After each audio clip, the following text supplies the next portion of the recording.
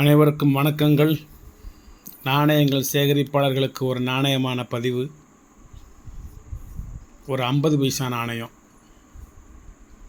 10 கமாமரேட்டிவ்ஸ், 5 common. 10 நாணயங்கள் நினைவு நாணயங்கள், 5 நாணயங்கள் பொது நாணயங்கள், 5ம் 5 விதமான நாணயங்கள். வாங்க பார்ப்போம். ஆனால் இதில் இன்னொரு நாணயமும் இதுக்கு முந்தி இருக்குது. அது எல்லாமே ரேர் ஆயிடுச்சு, விலை கொஞ்சம் அதிகமாக இருக்குது. இப்போ இந்த 15 நாணயங்களையும் சேர்த்து உங்களுக்கு ஒரு குறிப்பிட்ட விலையை நான் சொல்லிடுவேன். இந்த 15 நாணயங்களுக்கும் சேர்ந்து என்ன ரேட்டோ அந்த ரேட்டு அந்த பழைய நாணயத்துக்கு போயிடுச்சு, ஒரு நாணயத்துக்கு போயிடுது. அந்த 1/2 ருபீஸு, 51, 54, 55, 56, 61, 62, 63, 64 அந்த இதெல்லாம் ஒரு நாணயத்தினோட விலை இப்போ இந்த 15 நாணயத்தினோட விலையாக மாறிடுச்சு. அது வேணும்னா இருக்குது, வேணும்னா கேட்டு வாங்கிக்கோங்க. அது கொஞ்சம் காஸ்ட்லியாக இருக்குது. அதையும் போட்டால் உங்களுக்கு விலை அதிகமாக தெரியும் அப்படின்னு சொல்லி அதை நான் போடாமல் இருக்கேன். அது ஒரு தனி பதிவாக போடுறேன். வாங்க பார்ப்போம். ஜவஹர்லால் நேரு 1964 அவருடைய இறந்த வருடம், அமரரான வருடம். இந்த 64 தான் தென் தமிழகம் அல்லது கிழக்கு தமிழகம், தமிழ்நாட்டில் ராமேஸ்வரத்து பக்கத்தில் தனுஷ்கோடி அப்படிங்கிற ஒரு மீனவ கிராமம் கடற்கோள்களினால் அழிந்தது. மிச்சம் இதெல்லாம் கிடையாது, டோட்டலாகவே அழிஞ்சிருச்சு. அந்த சோகத்தினால் மக்கள் இருக்கின்ற சமயம் ஜவஹர்லால் நேருவும் அந்த வருஷம் இறந்து போயிடுறாரு. அது இந்தியாவுக்கு ஒரு பெரிய சோகம். தனுஷ்கோடி அழிந்ததில் ஆயிரக்கணக்கான மக்கள் இறந்து போனாங்க. ஒரு புகை வண்டி அந்த வழியாக தனுஷ்கோடிக்கு போனதில் ஒரு பள்ளி மாணவ மாணவிகள் சுற்றுலா சென்ற சமயம் அவ்வளவு மாணவர்களும் இறந்து போனார்கள். அதனுடைய அந்த ரயில்வே தண்டவாளத்தினுடைய பாதைகளையும் அங்கு உள்ள சர்ச்சு, கோவில், மசூதி, மீனவ கிராமங்களுடைய வீடுகளுடைய நினைவுகள், எச்சங்கள் இன்னும் இருக்கின்றன. நீங்கள் போனால் பார்க்கலாம். அந்த இடத்திற்கு பேர் முகுந்தராயர் சத்திரம், தனுஷ்கோடி அல்லது அரிச்சல் முனை. 2 கடல்களும் 2 சமுத்திரங்களும் ஒன்றாக இணையும் இடம். ஒரு பக்கம் அலை அடிக்கும், ஒரு பக்கம் அலை அடிக்காது. 2 கடலும் ஒன்றா சேர்ந்த இடத்துக்கு நீங்கள் போகலாம். அங்கிருந்து இரவு நேரங்களில் பார்த்தால் உள்ளே மீன்கள் பிடிப்பதற்காக சென்ற அந்த போட்டு அல்லது வள்ளம் அல்லது படகு, அதனுடைய வெளிச்சங்களை நீங்கள் பார்க்கலாம். அங்கிருந்து ஒரு 20 மைல் தூரம்தான் இலங்கை. தமிழினத்தின் மன்னன் ராவணன் வாழ்ந்த ஊர். அது நீந்தி கிடக்கலாம். உள்ள ஒரு ஜலசந்தி இருக்குது, பாக் சலசந்தின்னு ஒரு சலசந்தி இருக்குது.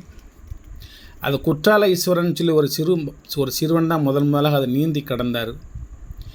அது பக்கத்தில் தான் போகிற வழியில் கச்சத்தீவு இருக்குது. இன்னும் வருடத்திற்கு ஒரு முறை அங்குள்ள சர்ச்சில் சாமி கும்பிடுவதற்காக தமிழகத்தில் உள்ள அந்த பாம்பன், தங்கச்சி மடம், அக்கா மடம், ராமேஸ்வரம், மெய்யம்புலி, மாங்காடு,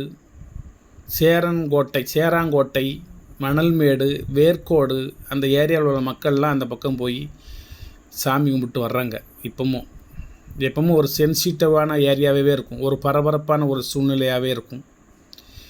ஏழைகளும் பணக்காரர்களும் நடுத்தர வர்க்கத்திலும் கலந்து வாழக்கூடிய ஒரு தேசம்.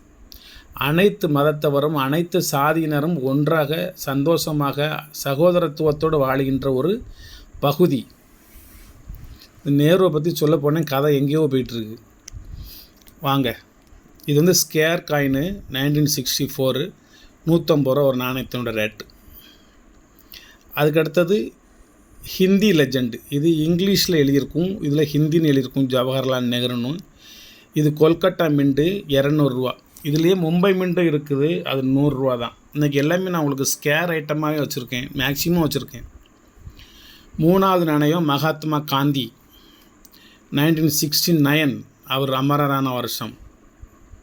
அமரரான வருஷம் கிடையாது, அவருடைய 100ஆண்டு வருஷம். 869 பிறந்திருக்காரு, 969 இறந்திருக்கார். 1969 1948 தான் இறந்தார். 1969 அவருடைய 100ஆண்டு தினத்தை முன்னிட்டு இந்த நாணயம் வெளியிட்டாங்க. எப்படின்னா அந்த 47 48 வந்து நாணயங்கள் எதுவும் வெளியிடலை. அப்போ தான் நம்ம சுதந்திரம் அடைந்த புதுசு, அதனால் குடியரசு அப்போ அடையலை, சுதந்திரம் அடைஞ்சிட்டோம். 1951 தான் அந்த எல்லாமே அந்த ஜனநாயக ரீதியில் அந்த ஆட்சி அமையப்பெறுகிறது. அது வரைக்கும் நாணயங்கள் எதுவும் அச்சடிக்கலை. ஆனால் 1950 அச்சடித்தாங்க ₹1 நாணயம். 1948 49 கிடையாது. சுதந்திரம் 47 அடைஞ்சாலும் 48 49 வரைக்கும் கிடையாது. 50 தான் அடைச்சாங்க. இருந்தாலும் இதை வந்து 69 ஒரு நினைவு நாணயம் வெளியிட்டாங்க. ஸ்கேர் காயின் ₹200 ஒரு நாணயம். 1972 25வது சுதந்திர தினத்தை கொண்டாடினாங்க. 25th independence day. சுதந்திர தினம் வேறு, குடியரசு தினம் வேறு. இது 47, 25, 72. இது மும்பை மின்ட்டு ஸ்கேர் காயின் ₹100. இது 1973 கிரவ் மோர் ஃபூட். இது 2 மின்ட்டு தான் வெளியிட்டாங்க. ஒன்று கொல்கட்டா, ஒன்று மும்பை. மேலே எழுதிருக்கேன் பாருங்கள். இது வந்து கொல்கட்டா மின்ட்டு. இதோட ரேட்டு வந்து ₹200. இது நேஷனல் இன்டகிரேஷன் ஒரு கமாமினிட்டி காயின்ஸ் 50 பைசே அண்டு ₹2. 2 வெளியிட்டிருக்காங்க. இதனுடைய ரேட்டு ₹100. அதுக்கடுத்து ரிசர்வ் பேங்க் ஆஃப் இந்தியாவினுடைய கோல்டன் ஜூப்ளி காயின். இது வந்து அதுக்கடுத்து பிளாட்டினம் ஜூப்ளிலாம் வந்துருச்சு. இது golden jubilee coin, copper nickel coin. Mumbai mint ₹200. இது கொல்கட்டா மின்ட்டாக இருந்ததுன்னா ₹1500.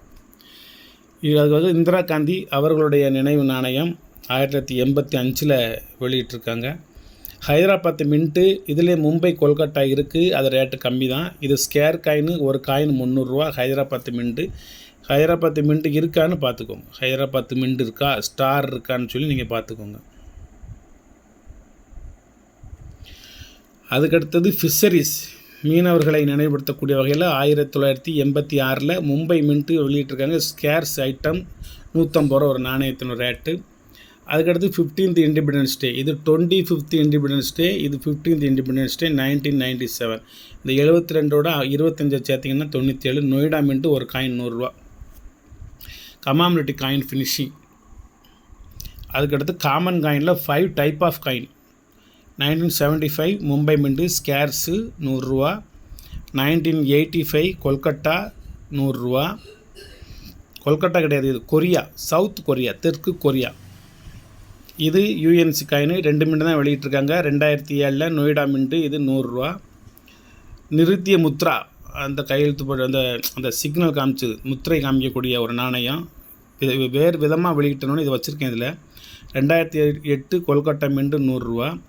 இது ஒரு யூஎன்சி காயின், ஒரே மின்ட்டு தான். 2015 கொல்கட்டா மின்ட்டு ₹100. மொத்தம் 15 விதமான நாணயங்கள் வச்சுருக்கேன். இந்த ஆக்சுவல் ரேட்டு என்ன? 7 நிமிஷம் ஆயிருக்கு. ஆக்சுவல் ரேட்டு என்ன தெரியுமா?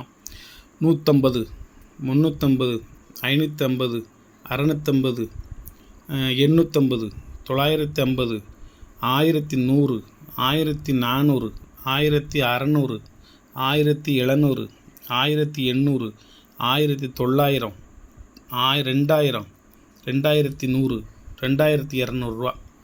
இதனுடைய வலைத்தளத்து ரேட்டு வந்து 2200. Book rate 2200. புக்கையும் வலைத்தளத்தையும் கம்பேர் பண்ணதில் கொஞ்சம் தான் ஒரு அணுளவு தான் வித்தியாசம் இருக்கே தவிர வேறு மாற்றங்கள் இல்லை. நான் புக்கையும் வலைத்தளத்தையும் ஒன்றா வச்சு, புக்கு இந்த இருக்குது பாருங்கள்.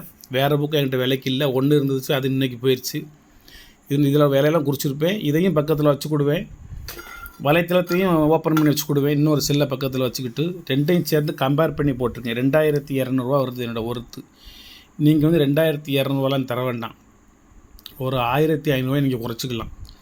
இதனுடைய மொத்த ரேட்டு, இந்த 15 நாணயத்தினுடைய மொத்த ரேட்டு ₹750. 750, ₹750.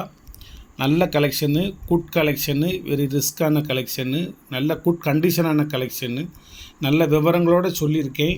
இது வாங்கி இப்படி வச்சா போதும். வேறு கலெக்ஷன் இதில் தேவையில்லை. எல்லாத்துலையும் ஒன்று இருக்குது. மற்றதுலேயும் இதில் சில முக்கியமான மின்ட்டு இருக்குது. அது வந்து ஒவ்வொன்றும் ₹1500, ₹3000, ₹2000 விலை அதிகமாக இருக்குது. இவ்வளவு தான் கமாமினிட்டிஸ் காயின்ஸ். அதில் மின்ட்டு வேறு இருக்கும். நீங்கள் அது கொஞ்சம் ரிஸ்க் எடுத்து நீங்கள் சேகரிக்கிறதா இருந்தால் நீங்கள் சேகரிக்கலாம். ஏன்னா நார்மலான ஒரு மிடில் ஃபேமிலிக்கு, இந்த ஒரு மிடில் கலெக்டருக்கு இந்த சேகரிப்பு போதுமானது. நன்றி, வணக்கம், வாழ்த்துக்கள். சப்ஸ்கிரைப் பண்ணுங்கள், ஷேர் பண்ணுங்கள், லைக் பண்ணுங்கள், கமெண்ட் பண்ணுங்கள்.